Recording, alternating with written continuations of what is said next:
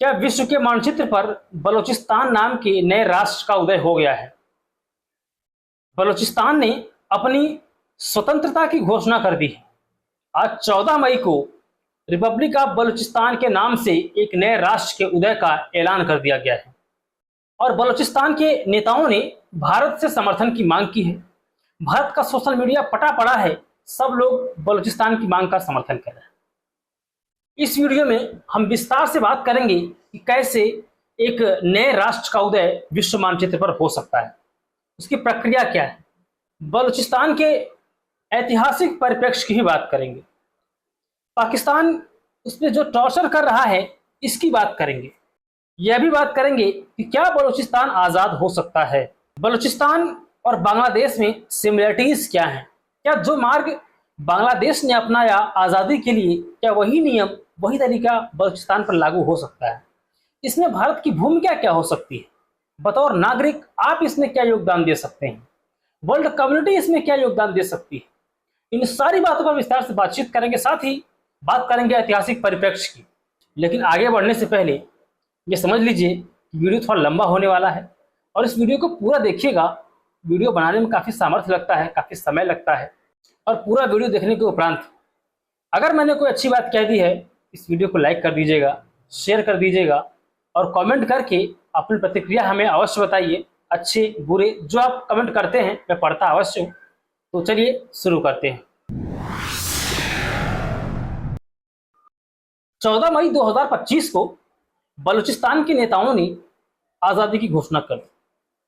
बलूचिस्तान ने पाकिस्तान से इंडिपेंडेंस की घोषणा कर दी और यह कहा कि आज से बलूचिस्तान एक आज़ाद मुल्क है, एक रिपब्लिक स्टेट है, और जो नए मुल्क का नाम दिया गया वो है रिपब्लिक ऑफ बलूचिस्तान। क्या बलूचिस्तान के आंदोलन में इतना सामर्थ्य है कि वो पाकिस्तान से आज़ादी छीन ले? इसी पर थोड़ा समझते हैं वो कौन कौन से पॉइंट्स हैं जो किसी आंदोलन को मजबूत बनाते हैं और आज़ादी के लिए आवश्यक होते हैं। इसमें जो सबसे प्रमुख तत्व है वो है राष्ट्रीयता की भावना। यदि बलूचियों में बलोच नेशनैलिटी की भावना इतनी तीव्र हो जाए कि वो पाकिस्तान से अलग होना चाहें तो आप उससे अलग हो सकते हैं। राजनीतिक आंदोलन, स्वतंत्रता के लिए सबसे आवश्यक तत्व है पॉलिटिकल मूवमेंट, ताकि ये मैसेज जाए कि एक मुल्क जो पाकिस्तान के अंदर बसा हुआ है वो अपनी आज़ादी की मांग कर रहा है और उसकी मांगे जायज़ है। अंतर्राष्ट्रीय समर्थन, अंतर्राष्ट्रीय समर्थन बहुत आवश्यक है। मान लीजिए कि बलूचिस्तान ने आज़ादी की घोषणा कर दी है, अब जब कोई मुल्क इसकी आज़ादी को रिकॉग्नाइज ही नहीं करेगा, आज़ाद मुल्क मानेगा ही नहीं, तो फिर आपकी आज़ादी किस काम की? फिर आप कैसे आज़ाद मुल्क हो गए? अंतिम तरीका है, सबसे प्रभावी तरीका है वह मिलिट्री एक्शन। मिलिट्री एक्शन के जरिए भी आज़ादी मिलती है। अभी जो मैंने पॉइंट्स कहे, क्या बलूचिस्तान ने इनमें से कुछ पॉइंट्स पे काम किया है? क्या ये सभी पॉइंट्स, क्या सभी तथ्य बलूचिस्तान के आंदोलन में हैं? और अब बात करते हैं बलूचिस्तान के ऐतिहासिक संदर्भों की। क्या आखिर ये बलूचिस्तान जब पाकिस्तान का हिस्सा है, ऐसी कौन सी आवश्यकता आन पड़ी? क्यों बलूचिस्तान के लोग पाकिस्तान से अलग होना चाहते हैं? सामान्यतः लोग ये कहते हैं कि पाकिस्तान की जो सेना है, पाकिस्तान की सरकार है, वो बलूचियों का दोहन कर रही है। वो बलूचिस्तान के जो संसाधन हैं, जो प्राकृतिक रिसोर्सेज हैं, उसको निकालती तो है, लेकिन इसका इस्तेमाल बलूचियों के विकास के लिए नहीं किया जाता है। बलूचियों का विकास नहीं हुआ जैसा होना चाहिए। पाकिस्तान के बारे में एक बहुत सामान्य सी बात जानिए। पाकिस्तान में कुछ खानदान हैं, कुछ प्रमुख खानदान हैं जिनके पास सारी शक्तियां हैं, जिनके पास सारा सामर्थ्य है, सारे संसाधन। इनके बच्चे, इनके परिवार वाले सब लंदन में रहते हैं और यहाँ पर वो पार्ट टाइम जॉब के लिए आते हैं, लूटपाट करते हैं और चले जाते हैं। बिल्कुल वैसे ही जैसे आज़ादी से पहले ब्रिटेन भारत के संसाधनों का दोहन कर रहा था, सेम काइंड ऑफ पाकिस्तान में चल रहा है और इसका सबसे बड़ा विक्टिम जो है वो बलूचिस्तान है। आज का जो बलूचिस्तान है ये मध्यकालीन भारत में खानेट ऑफ कलात के नाम से जाना जाता था और जो वहां का शासक होता था उसे खान कहते थे। और ये जो आप मैप देख रहे हैं ये खानेट्स ऑफ कलात का मैप है। ये 1666 को आप समझिए, ये 1666 के आसपास जब ये खानेट्स ऑफ कलात बना था उस वक्त ये कुछ ऐसा दिखता था। ये देखिए आज का जो ये एरिया आप देख रहे हैं ये, और ये पूरा समंदर के किनारे किनारे आप देखिए, ये आज के टाइम पे ईरान का एरिया है और ये जो पाकिस्तान देखिए, ये पाकिस्तान है, ये पूरा इलाका मिला के ये पूरा खानेट्स ऑफ कलात हुआ करता था। और खानेट ऑफ कलाट्स की स्थापना इसलिए की गई थी ताकि मुगल एम्पायर के बढ़ते हुए प्रभाव को रोका जा सके। 1666 में औरंगजेब मुगल साम्राज्य का बादशाह बन चुका था और औरंगजेब की बहुत आक्रामककारी और बहुत विस्तारवादी नीतियां थीं जो लगातार पश्चिम की ओर पैर पसार रही थी। मुगल साम्राज्यवाद को रोकने के लिए ही खानेट्स ऑफ कलात की स्थापना की गई थी।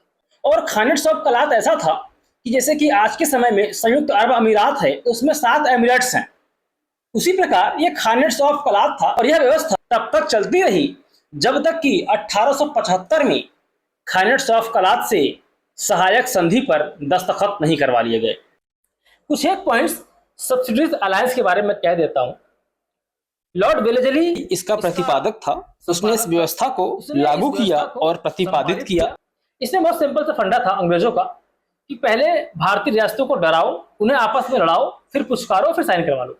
और उन्हें कहते थे कि ब्रिटेन की फौज आपकी रक्षा करेगी। ब्रिटेन मतलब ईस्ट इंडिया कंपनी। तो अंग्रेजी फौज आपकी रक्षा करेगी, कोई रियासत आप पे हमला करेगा तो हम आपकी सुरक्षा करेंगे। बस बदले में आपको करना यह है कि जो फौज हम आपको देंगे ना, उसका खर्चा हमको आप दे दीजिएगा और हमारा एक अफसर आपके कोर्ट में, आपके राज्य में रहेगा, बस। और जिस भी शासक ने, जिस भी रियासत ने सब्सिडीज अलायंस को साइन किया, उसने अपनी स्वायत्तता गंवा दी, उसने अपनी इंडिपेंडेंस गंवा दी। तो इसी प्रकार 1875 में कलात ने यह दस्तखत कर दिया और इसे ट्रीटी ऑफ कलात के नाम से जाना जाता है। और जब भारतीय स्वतंत्रता संग्राम जोर बांधा, जोर पकड़ा और जब ये लगने लगा था कि नहीं अब भारत आजाद होगा, कभी भी भारत की आजादी हो सकती है, तो 1930 में बलूचिस्तान की आजादी के लिए एक बार फिर से आंदोलन छिड़ता है और इस आंदोलन का नाम था अंजुमन ए इत्तेहाद ए बलूचिस्तान। लेकिन इस आंदोलन को बहुत सफलता नहीं मिली। ब्रिटिश एम्पायर ने इसको समय समय पर दबा दिया और कुचल के मसल दिया।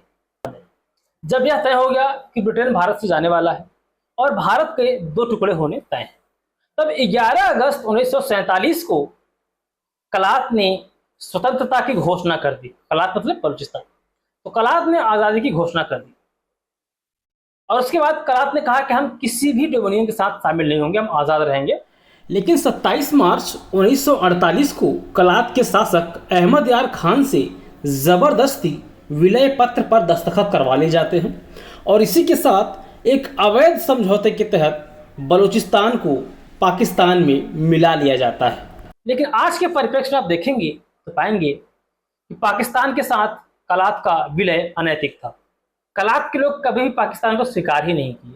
जब ब्रिटेन ने जबरिया इसका विलय पाकिस्तान में करवाया तब भी इसका विरोध हुआ था। और आज जब हम घटनाओं को देखते हैं तो लगता है कि अगर उस वक्त ब्रिटेन ने ये गलती नहीं की होती कि जबरिया पाकिस्तान में विलय नहीं करवाया होता तो आज बलूचिस्तान एक आज़ाद मुल्क होता। खैर कोई नहीं, विलय हुआ इस उम्मीद के साथ चलिए पूरा मुल्क एकजुट रहेगा, बलूचियों का विकास होगा। लेकिन ऐसा हो नहीं पाया। समय के साथ साथ बलूचिस्तान में आज़ादी की मांग उठती रही, आंदोलन होते रहे, छिटपुट आंदोलन हुए। पाकिस्तान की सेना ने उनको जबरिया बलपूर्वक पूरी बेरहमी से कुचल दिया। लेकिन साल 2000 आते आते बलूचियों का धैर्य जवाब दे और इन्होंने बलूचिस्तान लिबरेशन आर्मी बनाई और पिछले 25 सालों से बीएलए ने स्वतंत्र बलूचिस्तान की मांग को लेकर कई सारे घटनाएं को पारित किया, कई सारे आंदोलन किए और इनके आंदोलन हिंसक भी होते हैं, कई बार ये फिदायीन हमले भी करते हैं। इस तरह घटनाएं लगातार बलूचिस्तान में घट रही हैं और पाकिस्तान की फौज पूरी बेरहमी से ह्यूमन राइट का वायलेशन करते हुए सभी बलूच को कुचल रही है, उनको प्रताड़ित कर रही है, अमानवीय व्यवहार कर रही है। आप चाहे जितने बिलियन डॉलर्स खर्च करें, लेकिन वो खूनख्वारी जो आपने बलूचिस्तान के गली मोहल्लों में की उसको नहीं छुपा सकते। अरे इंतहा तो देखो जालिमो, आज बलोच माए आपसे, आप उनके वो प्यारे जो आपने मसख करके फेंक दिए, वो आपसे ये नहीं मांगते कि हमें इंसाफ दो, हमारे बच्चों के कातिलों को सजा दो। वो आपसे ये मांगते हैं कि शिनाख्त करके दो कि ये मेरा बेटा है या नहीं है। क्या आपकी औकात इतनी गिर चुकी है कि आज वो माँ भी आपसे इंसाफ नहीं मांग रही, वो अपना इंसाफ खुद करेगी और करके रहेगी। हाँ, अब एक बात जो रह गई है जिसे कहना मैं समझता हूँ आवश्यक है कि बहुत से भारतीय ये सोचते हैं कि जैसे हमने बांग्लादेश का लिबरेशन करवाया, जैसे बांग्लादेश को आज़ाद करवाया, उसी प्रकार बलूचिस्तान की आज़ादी क्यों नहीं हो सकती।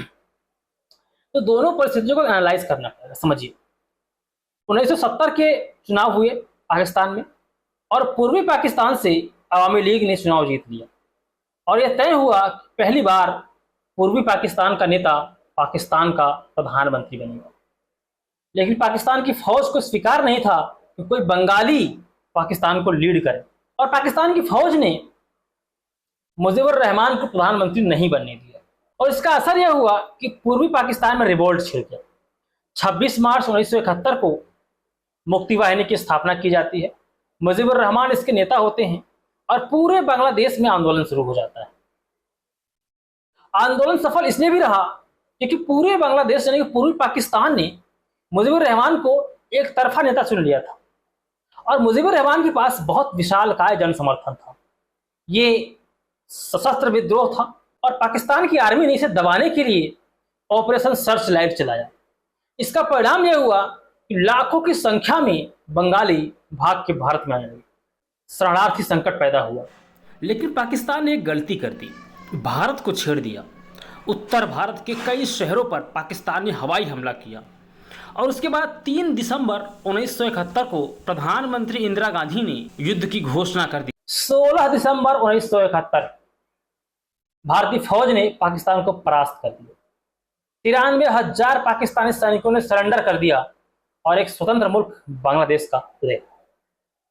और जो सबसे पहला राष्ट्र था जिसने बांग्लादेश को मान्यता दी वो था भारत।